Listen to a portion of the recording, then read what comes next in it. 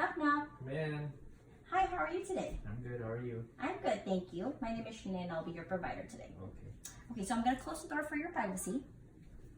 I'm gonna be washing my hands for your safety. And while I'm washing my hands here, I'm looking at your chart. So it looks like you've been having cough for 2 days, body aches and sore throat, is that correct? Yes. How's your sleep? Not that good. Not that good? Okay. Well, while I'm here, I'm going to be doing a lungs, breast, and heart assessment. Is that okay? Okay. All right, we'll begin. So, with the first part of the exam is going to be the chest assessment. So, I'm going to have you take your gown if that's all right. Okay. Okay. Go ahead and have a seat for me. Okay. I'm going to be sitting right in front of you. So, while I'm sitting here, I'm looking for the depth of your respiration and the volume and the symmetry while you're moving it. And so far, it looks okay. Okay, and I'll be, if you don't mind standing up, turn around, I'll look at the side. I'm sorry, let's start with the side. Okay. Just looking at the symmetry. Okay, on the back. So far so good. And then the other side. Very good. Now go ahead and sit down again for me. Okay. So while I'm looking at your chest, once again, I'm looking for the positions of your ribs to see if they're where they're supposed to be, if they're symmetric. If there's any problem, dislocation, then so far so good. Okay, and I'm gonna be doing the chest. This time I'm gonna be doing the chest excursion. So what excursion means is I'm going to check for the expandability of your chest by me placing the hand on your chest and on the back like a butterfly. And this helps me determine any problems like edema, pneumonia, inflammation, fluids around the lungs, and all that stuff. So we'll be starting, and I'll be having you to take a deep breath. Very good. All right, now stand up and turn around for me on your back. Take a deep breath. Very good.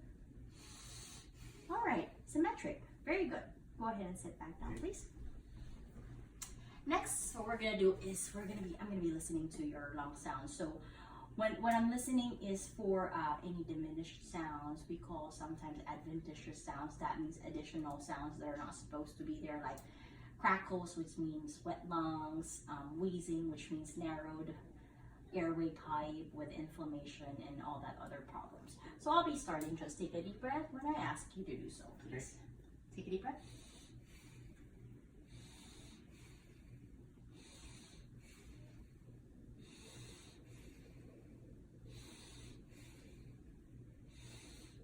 Very good. Now turn around.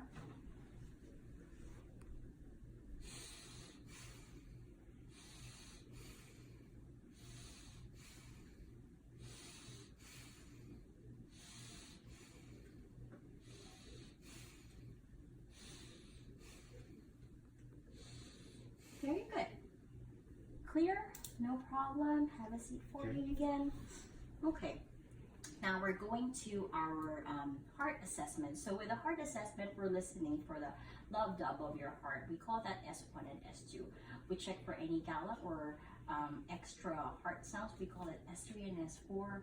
And any abnormal heart rhythm, sometimes we call this AFib, murmur. Murmur is just a sound that is sometimes normal, but sometimes it means that there's problem with your heart valves. So that's why I'm listening for these 5 valves in your heart: the aortic, pulmonic, tricuspid, and mitral. And by the way, the mitral is gonna be right over here, and that's where we hear the loudest sound of the heart rate. So normally when we need a more in-depth or more accurate heart sounds, that's the place we go and listen to. So I'm gonna be starting now. Just take a normal deep breath. Okay. Normal? I mean, just normal, but okay. You don't have to really exert anything.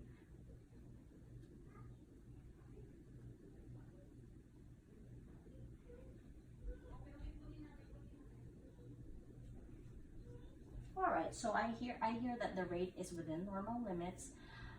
There's no extra sounds or gallop. There's no murmur, and everything is good so far. Okay, the next one we're gonna do is I'm gonna be looking at each side of your neck for jugular vein distension. So I will look if there's any increase in size on your vein. I don't see it. A lot of times when there's jugular vein distension, it's an indication that there is a long-standing problem with the pressure in your veins, like people with high blood pressure, people with obstructed arteries and all that, or veins and that other problem. And so far it looks normal and symmetric once again. And then next one we're going to do is the jugular check for the carotid artery. And when we do this, we have to do it one at a time in very mild palpation only. We do that because our the carotid artery is the way for the oxygenated blood to go to your brain. And if I do it at the same time, I'm obstructing this oxygenated blood to go to your brain, which could give you some dizziness. So I don't want to do that. I'm going to do it one at a time. And I'm feeling for any Bruin thrill, and we don't want to feel that because that's not normal. And so far I'm feeling for your pulse in here, and it feels normal. Looks like within normal limit. I'm going to check for the other side. Same thing, equal, symmetric, and within normal limit rate. Okay.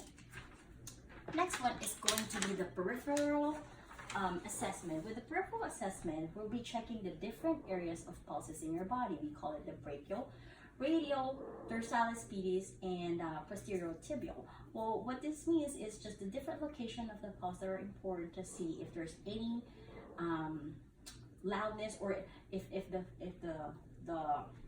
pulse are throbbing, or easily palpable or not. So of course we want it easily palpable. Any time that there is an increase or decrease in the palpation of these pulses, it means obstruction in the arteries. So that's what we're gonna do. I can do this at the same time with both my fingers. I try to not use my thumb because my thumb will be giving a false pulse, because my pulse will be felt from that. And then I'm going to be doing the radial, symmetric, normal. I'm going to be doing the pedal, or the dorsalis pedis. I'm sorry, the posterior tibial. And then I'm going to be doing the dorsalis pedis, normal. Okay. So far, so good. Now, the last assessment we're going to do is the breast exam. First of all, do you notice any discharge? No. Do you do any breast assessment or breast exam at home? No. Okay. As your provider, I highly recommend that you do it every month.